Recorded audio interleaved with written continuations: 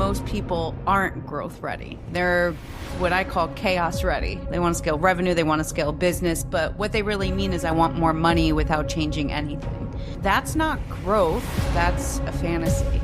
We would rather stay still and not grow than navigate the possibility that we may, by reaching for something, fail.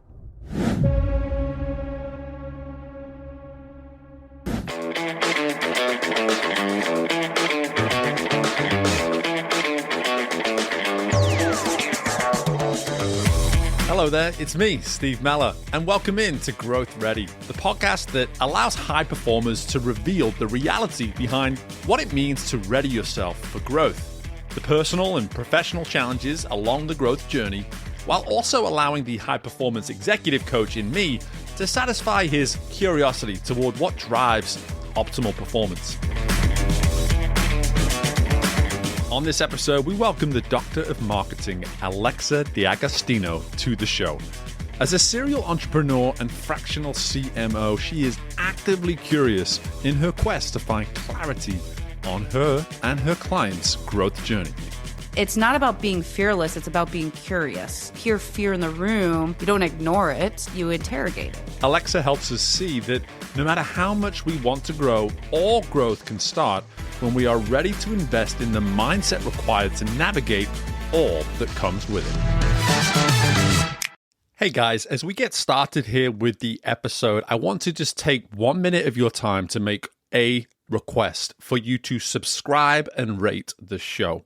For our show to be easily discovered by other potential listeners, we need our current listeners, that's you, to take the time to not only subscribe, but to also rate the show. Whether you're listening to us on Apple Podcasts, on Spotify, whatever platform of choice, there are typically ways to be rating the show. So go ahead and click something like that 5th star and be sure to take that additional time to leave a comment or two about why it is you enjoy listening to the Growth Ready podcast. Your efforts on this will allow our show to be more discoverable, which means we're going to find more listeners and continue to have that significant impact on the community of human performance and personal development that I know you are all benefiting from by being listeners to this show. Please go ahead, take the time, subscribe, rate the show today. Hey, and while you're at it, why don't you share it with a few people as well? I appreciate you guys. Let's get to the interview. Hello there and welcome in to the most recent installment of the Growth Ready podcast. I'm very excited today to be bringing in, very much as she labels herself, a doctor of marketing. I love that. I'm so excited to learn so much from our guest, Alexa D'Agostino, and I'm hoping I pronounced that last name right. I took a go at it, and Alexa, you can correct me. Pretty close. But again, I'm just excited to dive into this conversation. But more than anything, as always, with every single guest, we're not going to go any further, Alexa, until you can answer the question, what does it mean to you to be growth ready? Well, I'll be honest. I think most people aren't growth ready. They're what I call chaos ready. Most people say they want to scale. They want to scale revenue. They want to scale business. But what they really mean is I want more money without changing anything. And that's not growth. That's a fantasy that people have. So being growth ready means your business can handle the pressure, real pressure, like 5 times the leads, 10x the orders, a flood of new clients. And, you know, when I think about being growth ready, it's if your background's a mess, your team's running on fumes, and your fulfillment is mostly manual, growth isn't a blessing. It's just not going to happen. It's a breakdown that's waiting to happen. And I've seen this hundreds of times where founders have this fantasy of wanting to grow, but they don't have the mindset to do that, and they don't have the infrastructure to do that. So I like to say, if you want to be growth ready, you have to have the infrastructure to be growth ready. Because scaling doesn't fix problems, it exposes them and makes the problems worse. So being growth ready means your systems are clean, your team knows their lane, you have the right people in place, your offer delivers without needing custom work every single time. It's like clockwork, right? You have the metrics that matter. You understand what your CPA is. If you're listening to this and you don't know what CPA means, you're not ready for growth. Or your LTV. If you don't know what that means, you are not ready for growth, right? And if you're worried about likes and followers, you're not ready for growth. And as I mentioned before, the most important thing is your mindset. You have to have the right mindset. You have to be able to let go, delegate, automate, build a machine that works without you.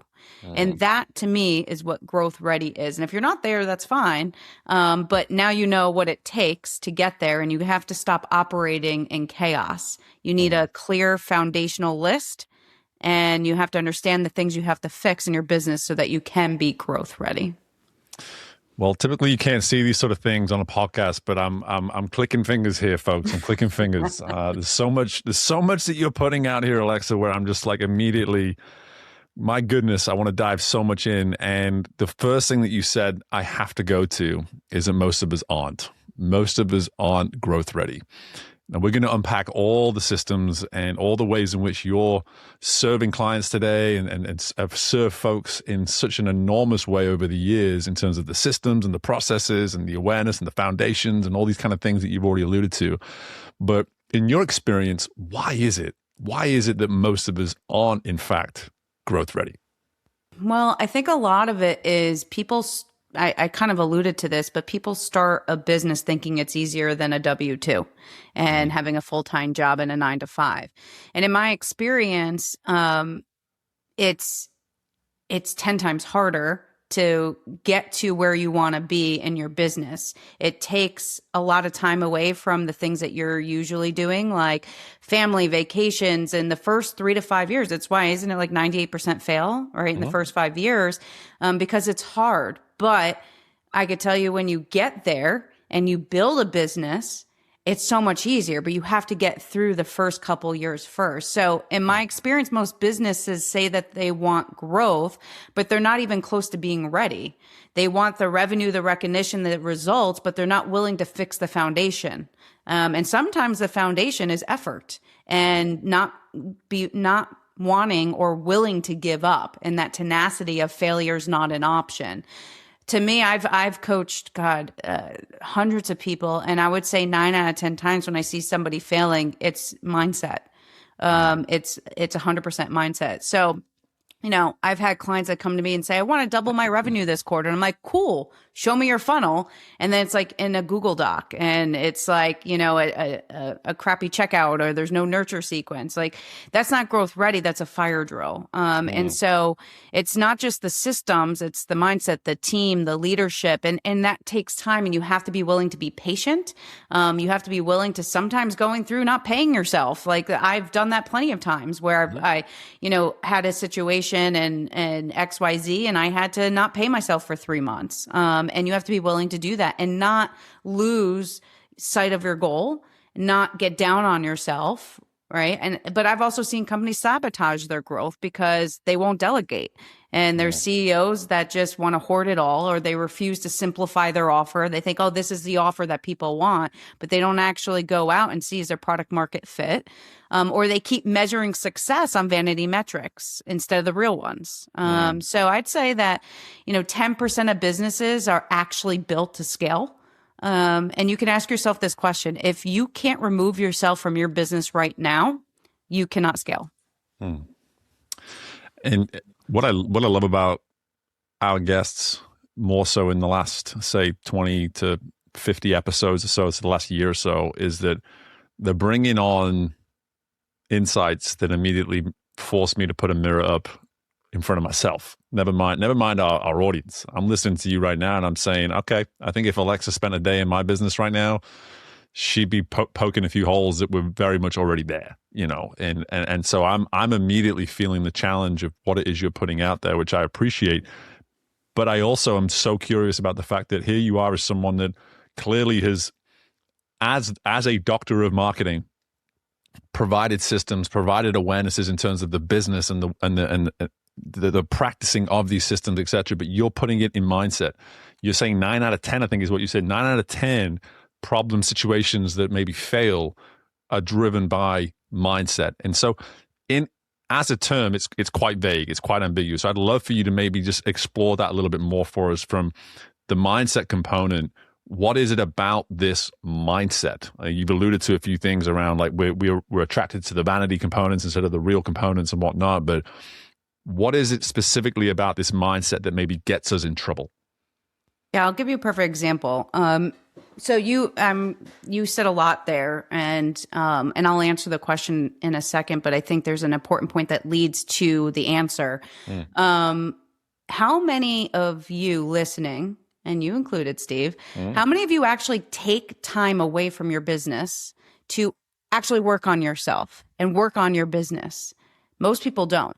And that's the biggest problem. I run a twice a year mastermind. It's invite only. You have to know somebody in the room. It's not open to the public, right? So everybody listening, no offense, you're not invited unless you know somebody in the room. I mean, at the next event, we have the founder of Priceline. We have Tim Story, who's one of the best, most sought out speakers in the world, coaches Oprah Winfrey, Grant Cardone. We have Jason Cisneros, who has literally been the secondhand man to Tony Robbins for years. We have Amelia Antonetti. You have those 5 people that are coaching you for 2 straight days, where you sit and you work on your mindset and you work on your business. And do you know how many, it's taken me years to build this, and we have 50 people max every time it sells out. We're sold out until next year at this point. And do you know how many people I've spoken to over the last 5 years, that would never get an opportunity to sit in a room with millionaires and billionaires? The average net worth is 8 million in the room. And they said, I don't have the time. I don't have the time. And that's the problem, because the mindset that actually handles growth is the one that actually takes the time away from the business to grow. And I'll be real. If you walked into a business, anybody can poke holes. I could poke holes in any business, even a business that is humming, I can go poke holes. So it's not because you're doing things wrong. It's because what growth requires is brutal clarity, but you can't get clarity if you don't take the time. And the fact that you're even curious, that tells me you're already ahead of 90% of the business owners out there, because most people aren't even curious of what the problems are in their business. I'll give you another example. So a part of this group, it's a mastermind. You have to be invited in, and then you have to be invited to stay in. And probably about 10 events ago at this point, it was about maybe 4 or 5 years ago, I had a person, he does probably 3 to 5 million a year. And we're sitting around in a circle, and I have a guy who makes about 4 billion a year sitting in this. We had a breakout session. And the question was, what's your largest challenge right now? We go to the billionaire, and he gives us 3 big challenges that he has, and we're trying to help solve them for him. We go to the guy who makes 3 to 5 million a year, and he says, I have no challenges. If you don't think you have challenges, it's just because you're not looking, right? And so part of it is mindset. You don't want to fail. It's ego, right? If you have problems or challenges, you're failing, and your ego can't handle that. And that's a big part of it. It's the mindset that you have to do everything, that you can't delegate. Only I can do it. Nobody else can do it. Only I can do it this well, right? So that's a big part of it. It's letting go of your ego, of you're not going to know everything and you're not going to succeed at everything. And it's also, you don't have to be the smartest in the room. I can't tell you how many people that aren't willing to put themselves in a room where they're one of the dumbest in the room. Right. It's why I built this room. I am very successful, and I'm probably in the bottom third of net worth, and I have a pretty damn high net worth, right? And I built the room myself because I've gone to all these other masterminds that I won't mention. And you sit in an audience with people that are not at your level, and you look at the front of the stage and you see, Damon John and all these people in the front of the room that you don't actually get to shake their hands. I want to be in the room with those people, but I want to be sitting on a couch with them for 2 days learning from them, right? Sure. But yeah, I mean, you've got to let go of control. You can't tie your ego to your offer. And you have to have some sort of humility in this. Founders who scale are the ones that take a hard look at their business, and they're always working to fix things, and they're willing to take accountability. If your team is failing, it's not your team, it's something you're doing. So don't be scared to be wrong. And don't be scared that things are broken. Obstacles are what you see when you take your eye off the goal. Yeah. It's so much good stuff. And for me, what you're describing there in your masterminds is actually what I do with this podcast. I don't want to be the smartest person on these podcasts. I don't want to be the most educated person each time I meet with someone. I get encouraged by the fact that you can come in and challenge my own way of thinking. And you're just the most recent guest who's been able to do that. Something you talked about there, though, in response to how mindset can maybe get in our way, it's not so much what it is we're doing with our mindset. It's more about just the sheer avoidance of investing in it, period. And for me, the failure piece of that is the same. I always hear this term sort of fear of failure, but really it's an avoidance. It's an avoidance tactic. The fear, I actually probably live with a fear of failure, but it doesn't drive me to avoid it. It drives me to face it. It drives me to get curious about it, especially when I'm coaching clients as well. When I hear fear come into the conversation, it's about me encouraging the discussion of the fear, not about, well, I don't want to talk about that, do we? No, we want to address the fear, ask where it's coming from, and then start to get curious about what it might look like to navigate this fear as well. And there's a lot of science in the fact that there you are talking in percentages of, 90% of folks don't want to do this kind of work. The truth is, like, the science is there when it comes to failure. It's just like we don't want to. We would rather stay still and not grow than navigate the possibility that we may, by reaching for something, fail. And we would rather just simply stay still. And I'm just curious, in your world, as you're meeting with clients specifically, not necessarily these folks in these masterminds, but clients, how are you navigating the topic of failure with them? Because clearly it is something that they've maybe been avoiding because of this need to satisfy the ego and remain in control. So I'm just curious, what might be an approach or two that you've taken over the years to navigate the theme of failure? Yeah, I love what you said. Failure, I agree with you. I don't think failure is what stops people. I think it's the avoidance of the mindset that you're going to fail that kills growth. I always look I look at the top of a really big staircase, and it's daunting a little bit, right? It's like, how do I get up there? There's so many stairs. I'm already exhausted, and I'm only on stair like 10.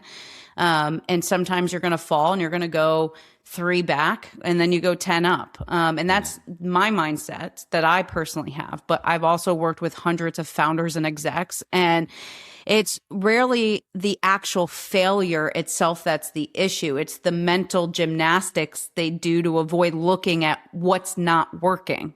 Again, it's an ego thing. They ignore the funnels that are underperforming, or the delay of the hire that they made, the cling to an offer, as I mentioned earlier, that hasn't sold in 6 months, but they know, like, I'm dealing with this right now with a founder. Like, I know that this isn't going to sell. We've already tested it. It's a product market fit. It's not a product market fit, and we're still going after it, and he's still dumping money at it. And it's just inevitable it's going to fail. And I'm just waiting for him to catch up to where we're at. But what I've learned is that most successful people, they aren't fearless. They're obsessed with clarity. People think I'm fearless because I just go for it. I'm just obsessed with figuring it out, and everything is figure outable, right? So when failure shows up, they don't avoid it. They zoom in.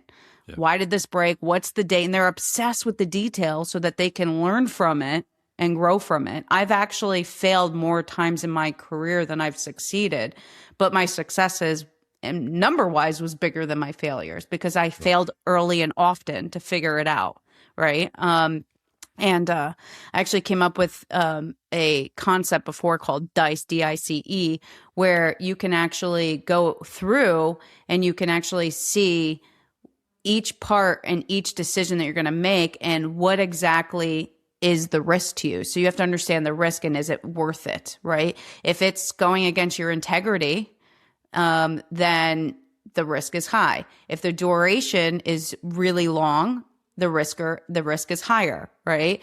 If you need more people on your team to be a part of it, right? And there's a big commitment, the risk is higher, right? If you can't execute it, if you don't have the people to execute it, the risk is higher. That's the DICE, right? And you look at those 4 things to determine, okay, 1 through 4, I'm going to rank these 4.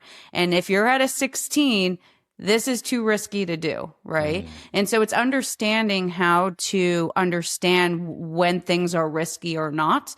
But at the end of the day, you have to weigh, okay, it is risky, but the reward is really, really nice. And you have to weigh that, right? But it's not about being fearless. It's about being curious. And if you hear fear in the room, you don't ignore it. You interrogate it. You know, I always say fear is data. And it's telling you where the next growth edge is hiring, because a lot of times what you're fearful is actually where the opportunity is. And if you build that muscle to walk towards it instead of dancing around it, you're going to scale so much faster, just period. Most people would rather sit in a business that's slowly dying than risk breaking into something that's pursuit of growth.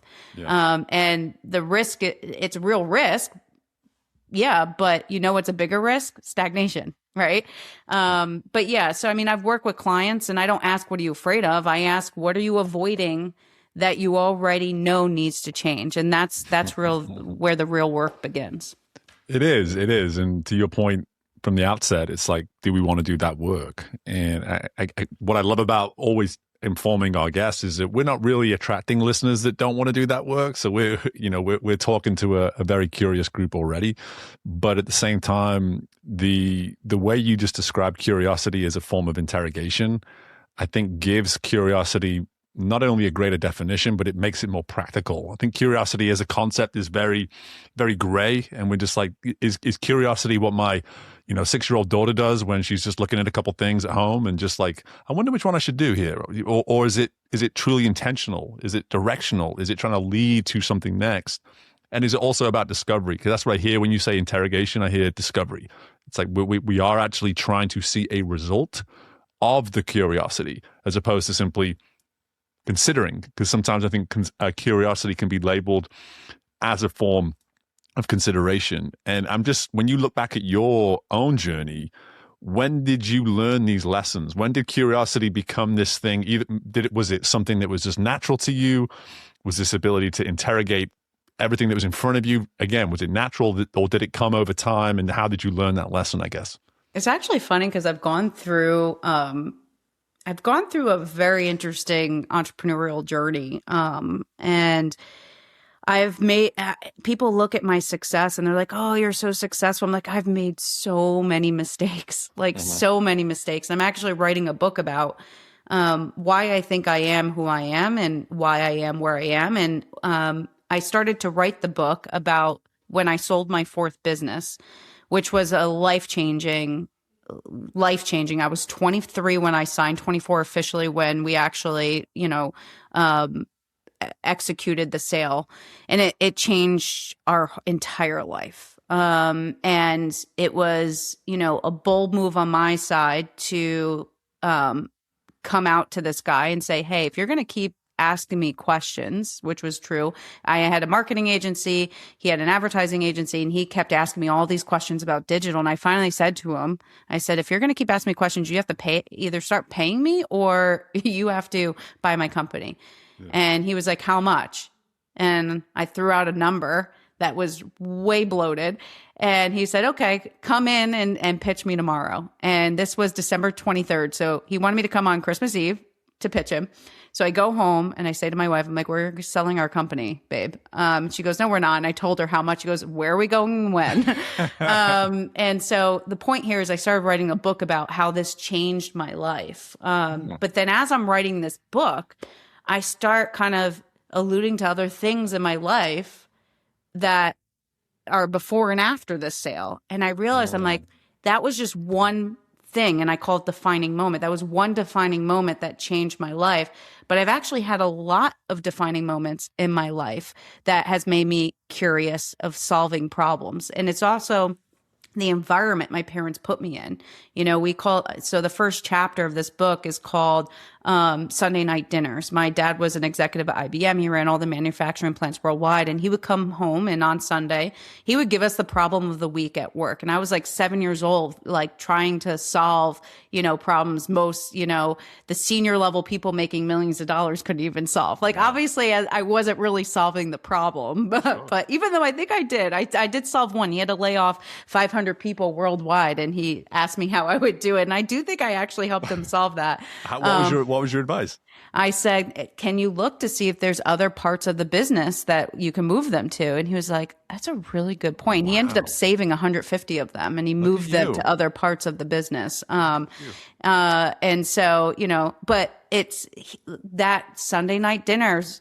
And so we do this with my daughter now every day. We do roses and thorns, and we try to solve each other's thorns. And we're trying to teach her problem solving.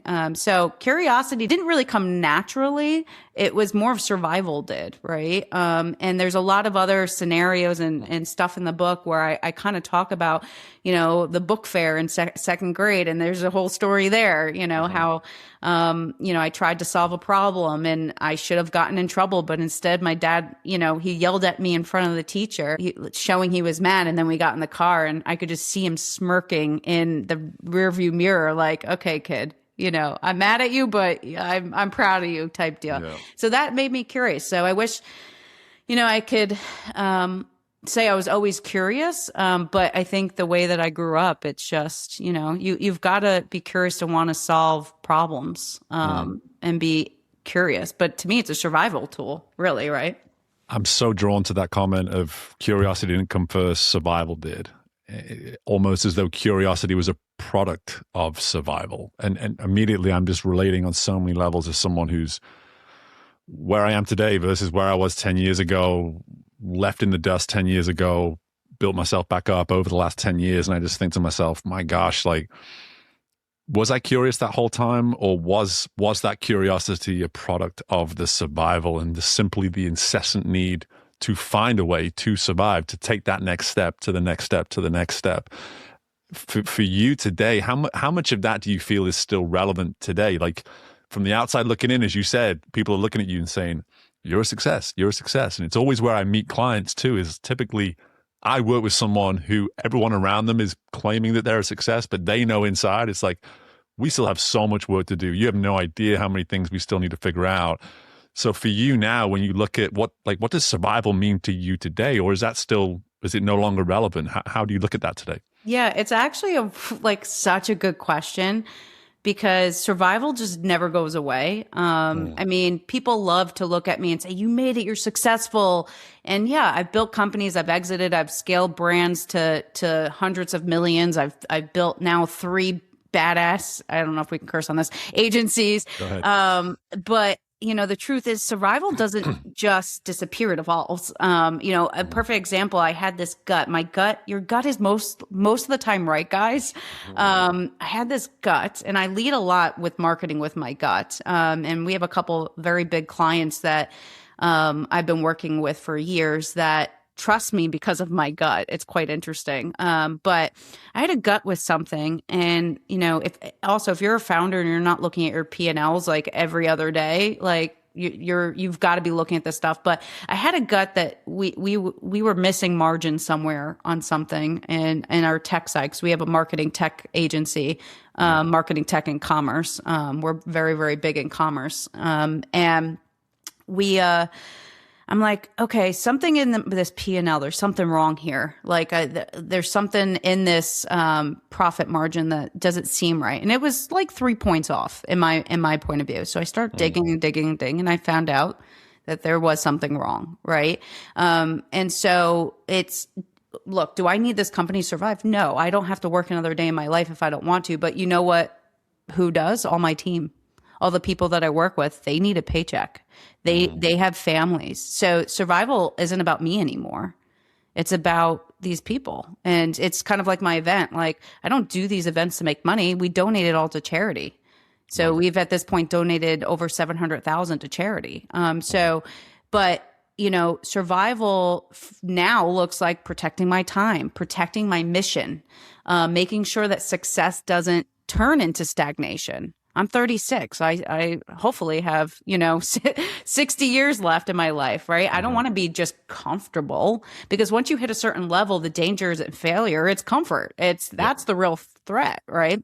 And getting used to winning, that you stop asking questions and you stopped adapting and you stop being ruthless with what no longer works for you, right? So to me, survival today means staying sharp.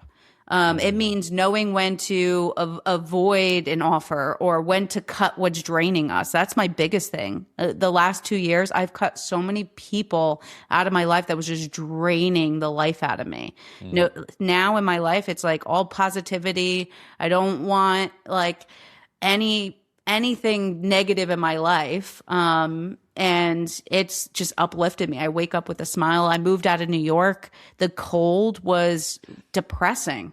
I moved to Florida and you just have palm trees everywhere, sunshine. Besides today, it's like 35 degrees. It's like the coldest day I'm in the South right now. People oh my God, it's freezing. Yeah. But we only have a couple days of this. So, but everybody wants a piece of you once you're successful. And that's what I've learned.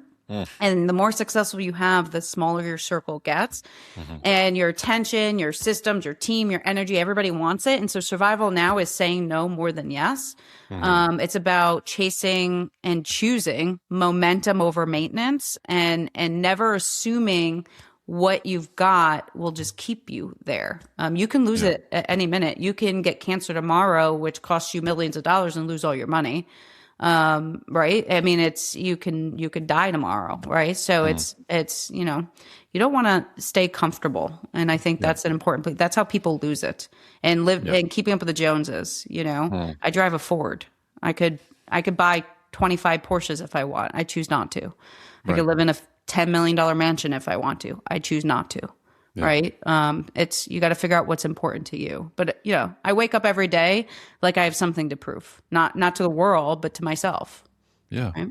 And I definitely want to go there a little bit in a second, but there's something that I need to emphasize for everyone listening, is that the necessity around all of what you're talking to, there's the way it's coming across is almost organic in a way, but also there's an intentionality. You said, what's been draining me? But then the first thing you did is you went to the who. He said, I got aware of what was draining me, and then you went straight to people. And it's just like, well, hang on, that's not a what, that's a who. And let's get really intentional about that. Let's get really clear. And again, as your success grew, your circle got smaller, not organically, intentionally, with that desire and that appetite to say, I know the bigger I get, the more people are going to want from me. Do I want to allow that? Some people do. Some people don't. And what I'm hearing from you is that for you to have gotten to where you are, the necessity that you put into these decisions is so intentional. And I just want folks to understand that it could easily come across that there was an organic component to this, but I have to emphasize, I can just tell from the way you're explaining this was intentional. This was a necessity that you saw to implement within this world. So I do want to now go to this idea of thinking more about what it is we need to put around us in order to be this success. Because something you said there at the beginning, going all the way back now to just the mindset and the infrastructure. Infrastructure sounds all about we're focusing on everything around us. The mindset forces us to get really specific inwardly as well. So finding that balance around like the concern for the external and the concern for the internal. So let's move to those people now that you've been able to avoid, not avoid, but be able to eliminate over time. What did that do for you in time by simply getting clear on this is who I need around me and this is why I need them around me? Yeah, I mean, I think it's a few things, right? People in your life should, I look at, think about it as banks. We're both banks. And I'm a giver. Like I will keep putting stuff in your bank, keep putting it in your bank. And I very, very rarely will ask. And if I do, it's most of the time very small. But it becomes a point where you can only give so much to everybody, right? So I think you're going to have more people in your life that don't understand what you're doing because they've never done it. And a lot of times that's family and friends. You're going to get to the point sometimes where you outgrow people and they look at you and they say, oh, yeah, that like she doesn't know what she's doing. Right. And I've had that. And it's because they don't understand it. And I have a lot of young college kids that gravitate toward me and listen to my podcast and reach out. And they ask me to mentor them. I mentor them all for free. I don't charge them. And a lot of them have said, well, my mom, said, you're putting a lot of faith in this lady. I said, well, what does your mom do? Oh, she's, manager at a grocery store. Exactly. Right. And not that that's a bad thing, but you don't want to be a manager of a grocery store. If you did, then she would be a great mentor for you. Right. And so you need to surround yourself with people that are motivating, that have done what you've done or have done what you want to do. And again, it's why I put this group together, because I couldn't find that in my local community. And I had to kind of piece this together myself. And it's taken me 5 years to build this incredible group. I mean, I get to have people like Tim coach me. I would never be around somebody like that, right? Mm-hmm. I've randomly gotten on the phone with, celebrities and big time CEOs and billion-dollar brands. And I would have never been able to do that if I didn't surround myself with the right people to help me get there. I look at mindset as like an operating system, right? It decides how you want to respond when stuff hits the fan, whether you pivot, whether you panic, whether you ask better questions, avoid them. But at the end of the day, mindset alone won't scale your company. And if you're surrounded by people and the wrong people that are negative, that aren't willing to help you get there, that aren't cheering you on, and I know there's people listening that have people in their life right now that are not cheering you on. Those are the people like, oh, you got to work again. Oh, you're always working. Oh, those are the people that will never understand. And you can't expect them to, right? And when you have those naysayers in your life that aren't in alignment, that it's all about alignment of everything. It's really important. And it will mess with your mindset if you don't have that. Yeah, and it's when, going back to your comment about comfort earlier too, it's when comfort starts to creep in. Like, I feel like comfort is the result of those around us. Like if those around us are comfortable clocking out at a certain time and checking out at a certain time and looking at things a certain way, that version of comfortability starts to kick in with us too. For you, when you look at how you relate to comfortability, like I've always found it fascinating for high performers, because again, I'm the same. My wife will just be all the time like, you can't sit still. Why can't you sit still? Why can't you just... But she understands me and she gets it at this point. But for me, it's just like the incessant curiosity that I do have towards my world and myself typically keeps me out of the seat more than it does in the seat. And so when you look at your relationship with comfortability, where do you see it sneaking in the most today? Like, where are you having to have your awareness up toward it creeping in more than maybe any other area in your world? Yeah, it's actually interesting. I just did a podcast myself on this exact topic because one of the things I'm changing in 2026 is another things to every year look, what can I change? And I said 5 things that I want to change. And one of them is getting back to rolling up my sleeves. I had a baby almost 2 years ago. And it's, by the way, this is okay, guys. Like, it's okay at certain points in your life to get comfortable and to kind of put your feet up and relax. I've worked my damn tail off, and I'm okay that I took a year and a half, 2 years kind of off, right? Now I was still working. Obviously, I'm running a pretty large agency, so my clients would kill me if I just literally put my feet up. But I'll be honest, I kind of like tuned out a little bit. And I was just so focused on my family and a baby and, just, trying to get back in shape and, just my life. And I kind of needed it, and it's okay. But now 2026, I'm like, okay, I'm all back in here. I've got to kind of fix stuff. I told you some of these margin issues I found, and my eye wasn't on it. If you're not looking and you're not looking for the problems are not only going to keep existing, but more are going to come, and they're going to grow, right? So I had to go through the work a little bit the last 12 months to get my mindset. I said mindset's your operating system. You got to continue to fine tune it and upgrade it. The moment you're comfortable is the moment you stop working on your mindset. But the thing is that your mindset alone is not going to scale the company. You need the whole infrastructure around it that amplifies that mindset. And so you have to work on all of it. And part of it is motivation. If you don't have the motivation or drive to do it, which to be honest, I didn't. I mean, I look at my bank account, I'm like, I'm not motivated right now, right? I had to find something to motivate me, to get me excited. And it wasn't until we acquired the company of the guy who invented Amazon Alexa, who's now my business partner, and he's our CTO. That started to get me excited again, right? Because now we're molding marketing and product, and we're working on some really cool projects now, and so now I got remotivated again, right? I think to answer your question, I think, there's a point in life where we all at some point get comfortable. And you have to remotivate yourself. You have to refine what your drive is, and that's okay. You can't beat yourself up. I'm just now going to go 10 times harder, right?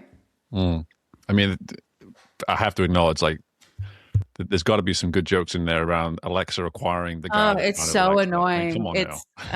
I was at a NRF, the National Retail Federation event last week, and the CEO of a $7 billion company, which is one of our clients, we were talking or whatever. And this is the first time we ever met. I've been working for them for a while, but I've never actually met him in person. He knew who I was, and he knows my company, obviously, because he sees all the work we're doing. We're doing most of their marketing work now.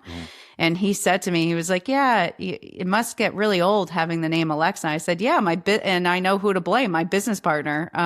It's actually a really cool story too, how he came up with it. But I joke and I say to him, you ruined my life and I'm about to ruin yours. And now you have to be my partner.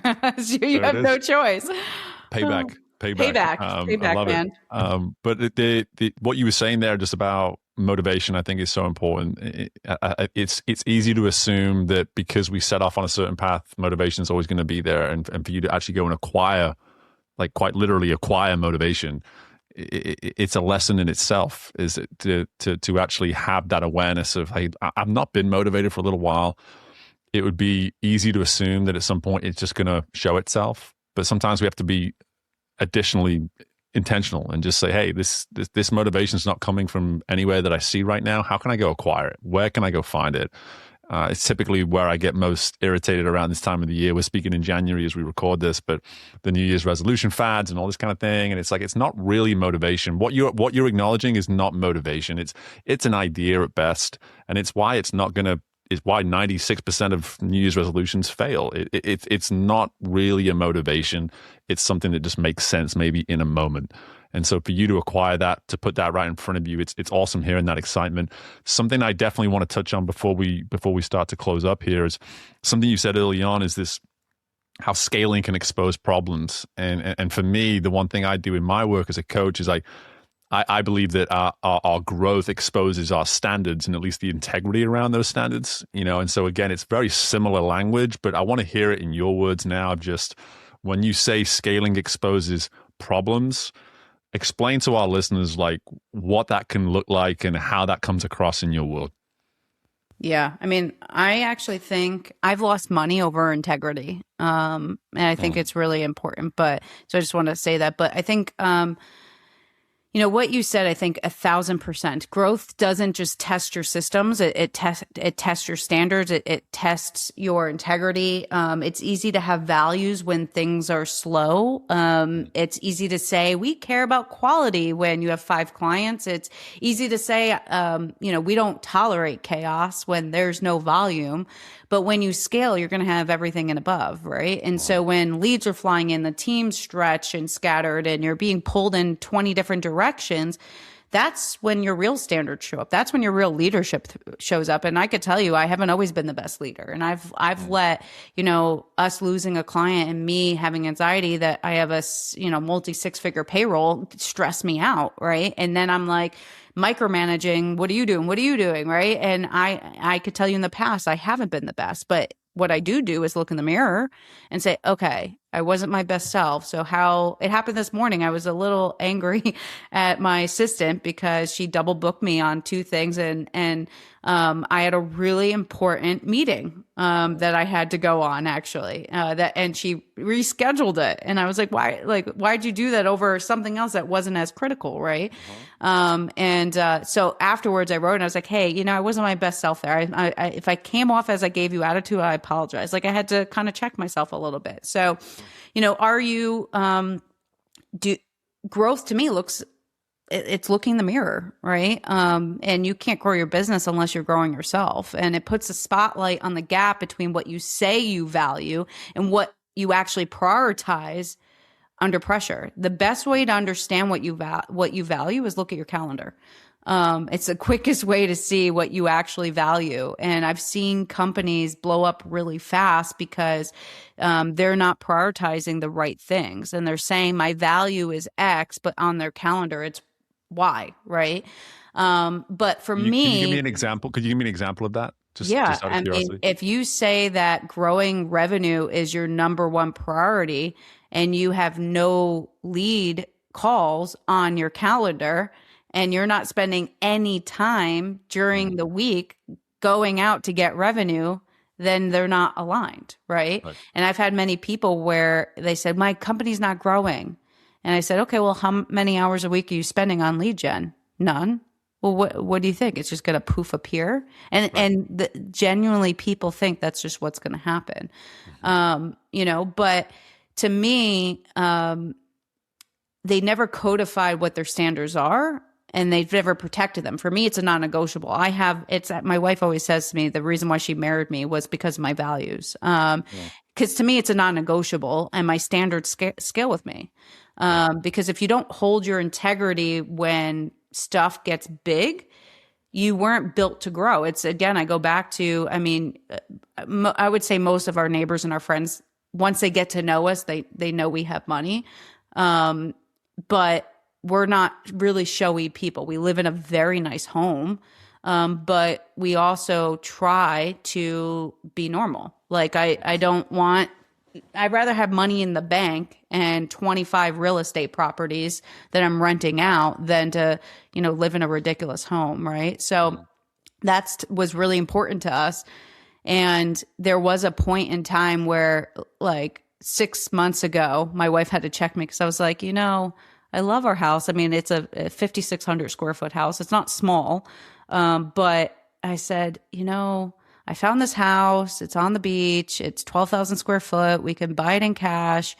Like, what if we just did that? And she was like, babe, that's more house to clean. We need now probably 3 people to run the house, and like, she was like, more staff, more of this. And she like checked me. She's like, more stress. She's like, don't you want to work less and enjoy the kids? And, so sometimes having the most important decision you'll ever make in your life is who you marry. And my wife had to check me all the time. But, as we grew, we kept that standard of how we wanted to live our life with our kids. And that's really important. More money didn't change us. If anything, it made us better people, right? So Well, I really appreciate you even bringing that more on a personal level. I talk about it all the time, the personal versus the professional. We can separate the two if we want. It's all about the human performance. It's all about how do the two coexist. And I love that you're able to capture that standards from both the business and the personal side. And as recently as today, I'm finishing just writing some stuff on a monthly basis, as I do for our followers, and wrote about how my kids are all accustomed to the fact that every morning I give them these little pancakes and I make a little smiley face. And today I didn't, and I just put the pancakes in front of them, and it turns out the standard in their mind is that the pancakes should be presented every day. They should not simply be provided. And I was just like, good grief. Like that's the standard I've set for them when it comes to something as what I felt was just like, hey, it's just a pancake. It's like, no, daddy, like, it's got to be this way, presented this way every single time. And so I had to add chocolate chips to sort of make up for the mistake. But, here we are now, just sort of looking at the whole picture of everything you presented here in initial response. And I think what you've been able to help us see is that when you say the first thing is, what does it mean to you be growth ready? Well, I don't think most of us are. What I heard from our discussion, Alexa, is like the work. It's just the willingness to do the work, the willingness to arrive at that point of clarity. Use that word clarity a few times. Like, am I ready to do this work? Am I ready to commit to what comes truly with the readiness component of growth? It's not so much about the want of growth, it's the willingness to get ready for the growth. And everything that I heard from you today is the work that goes into the readiness. And who knows, maybe we never achieve full readiness, but at the same time, we can at least say that, hey, we're more in the 10% than we are the 90% because of the willingness to do that work. So I'm just so thankful for just the generosity of insights. This has been wonderful for me, and I know for our listeners. Before I let you go, just a couple things. One, would love to learn more about your podcast because I love sharing other people's podcasts. But two, where can we obviously learn more about you as well? Yeah, you can go to alexadagostino.com, and it has more about me, my marketing and tech agency, or on social, Dr. Alexa D'Agostino on pretty much almost every platform. So, Awesome. Well, again, Alexa, appreciate the time. Thanks so much. Best of luck with the year ahead. And just appreciate the time. You too.